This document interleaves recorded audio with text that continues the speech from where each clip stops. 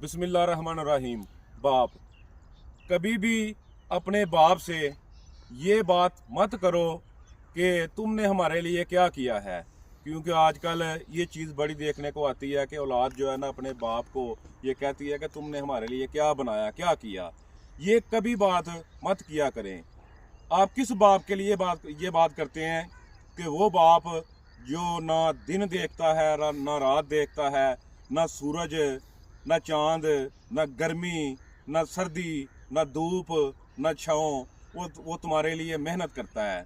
वो थक के भी वो थकता नहीं, और वो मेहनत सिर्फ करता है कि वो अपनी औलाद को खुशी दे सके, रिज़्क दे सके। रिज़्क देने वाला अल्लाह है, लेकिन वसीला भी होता है। वो तुम्हारे लिए मेहनत करता है तुम्हारी खुशियों के लिए, कि मैं अपनी औलाद को एक अच्छा मुस्तकबल दे सकूं।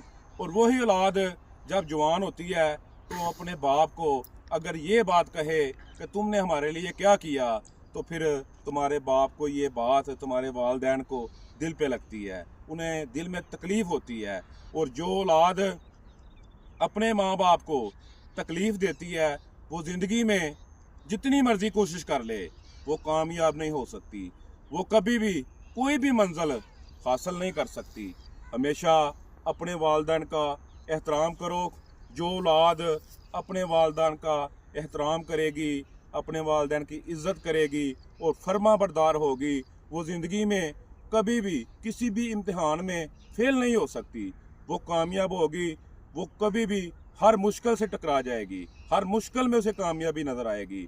लेकिन जो अपने वालिदैन की नाफरमानी करता है, अपने वालिदैन की सारी ज़िंदगी की मेहनतों को भूल कर उसकी नाफरमानी करता है, वो ज़िंदगी में कभी भी जितनी मर्ज़ी कोशिश कर ले, वो कामयाब नहीं हो सकता।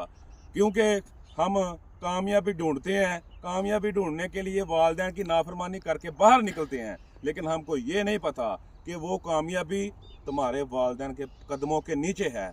अपने वालिदैन का एहतराम करो। अल्लाह आप सबका हामी नसर हो। अस्सलाम वालेकुम।